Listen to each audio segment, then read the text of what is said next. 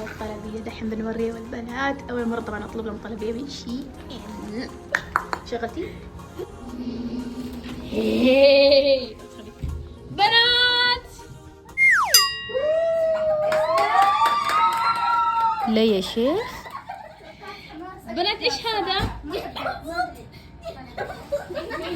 نعيد والله لو ما تنفعلوا، لو ما تنبسطوا وتسووا نفسكم مرة مبسوطين حرمي في الزبالة. يلا زينب يلا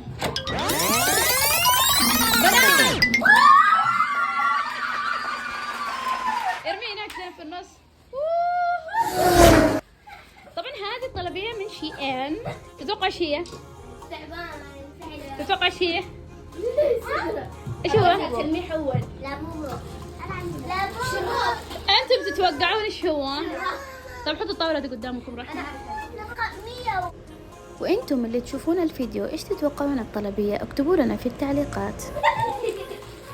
فستان لنا خاص من جد. سلام. رحمة لا مساعدة ولا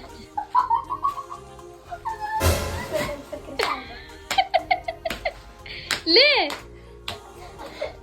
ليه؟ كل الناس بتصور. بنات تدرون ايش هذا؟ مرايل المدرسة. لا مو مرايل، تنورة بلوزة. صح هذا طقم لكل واحدة فيكم.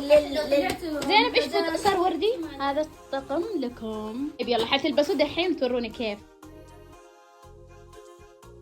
شارك معاها.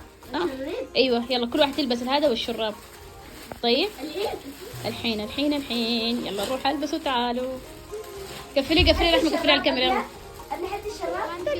بسم الله. طبعا في بنات ماجو، روز، روين ورونق ما قدروا يجوا عشان جدتهم متوفية الله يرحمها الله يغفر لها، كلكم ادعوا لها. شيهانة برضو ما قدرت تحضر لظروف خاصة. تالين برضو مسافر الرياض ما جات. أنا برضو ما قدرت ألبس.